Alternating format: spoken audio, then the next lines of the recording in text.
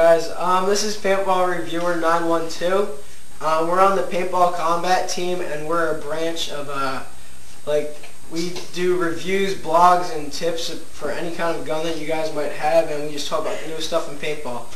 Today I'm going to be showing you guys what to buy if you want to play paintball and what order you should buy them in. The first thing I want to show you guys is a kind of mask that you get at your standard field. It's just an average mask. It's got non-comfortable styrofoam in it. It's really not that great of a mask, and I don't like the mask that they give you. I don't like how they clean them. A lot of times they end up foggy or there's still paint on the front. The first thing you buy is a mask, and here's the mask that I have. It's an Invert 2020 with a fan, with a thermal lens, and the fan sucks up the moisture. I'll explain that in another video. Buy the best mask you can afford, because this will go a long way for you. It's the first investment that you should make in playing paintball.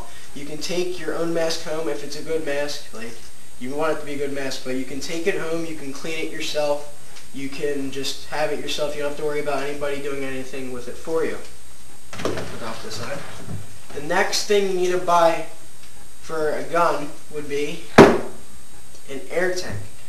Now, you buy the air tank because you just want more consistent shots, and buy high-pressured air tanks. I know they're expensive, ranging between $120 and $160. This is a 68 4500. Buy an aluminum cap for it, and I just used hockey tape on the back, and this is a carbon fiber tank. It's a really light tank. It's a great tank. It's an A&S tank with a myth regulator on it. High-pressured air is more it's more consistent than CO2, and you get better shots off. It doesn't have that big plume of white smoke out the front.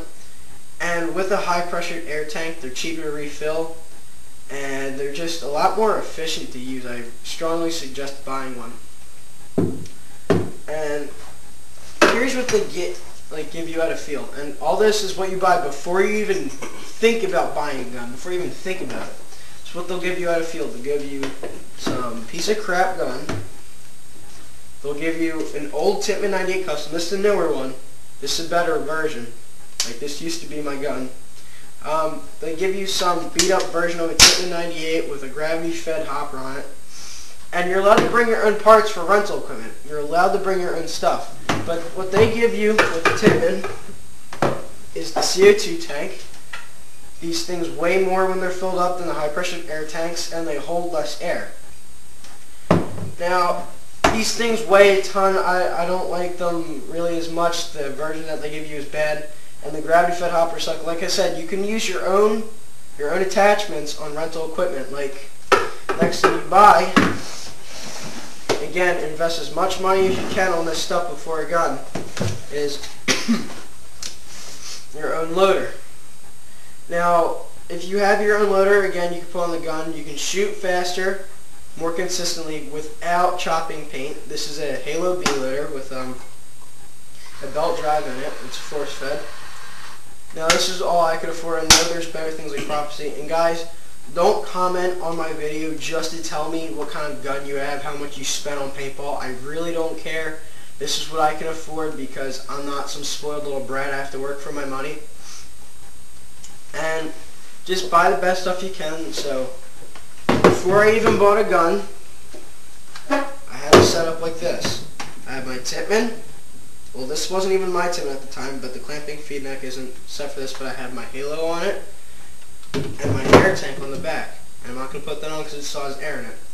The barrel, this is not a field barrel. This is a 14-inch. The average Tippmann comes with, I believe, a 6-inch or an 8-inch. And then, finally, last thing you think about buying for equipment-wise, not clothing-wise, is your own gun. I have a Pro SLG09. We'll do a video on this later in the future on all the things that you have to worry about. It's just really, really good gun for about $200. But before you even buy this, buy the Tippmann first. The Tippmann 98 Custom Platinum Series, because this gun, like this gun right here, it's a really solid gun for about $120. You can't break it, so like for you new guys out there that don't want to worry about like breaking something or playing out in the rain, this is all aluminum parts, nothing will rust.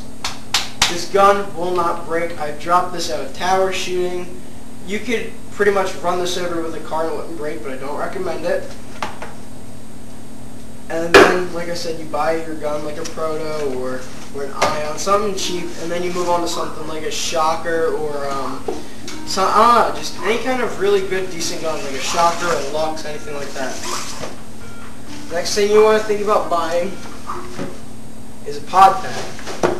Now that pod pack is too small, so I moved on to something like this. It's got 4 straps on it, and buy really good pods too, guys. Don't buy like the little crappy pods with a little knob in the front. They'll break on you and then you'll be out $4 or $5, and I really don't like wasting money, so I buy the best things I can.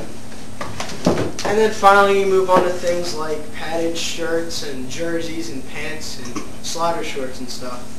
And that's the order that you should buy things in, and I hope this video helped you guys out, and I hope you like it. Remember to subscribe to us, Paintball Combat, and I hope you like this video.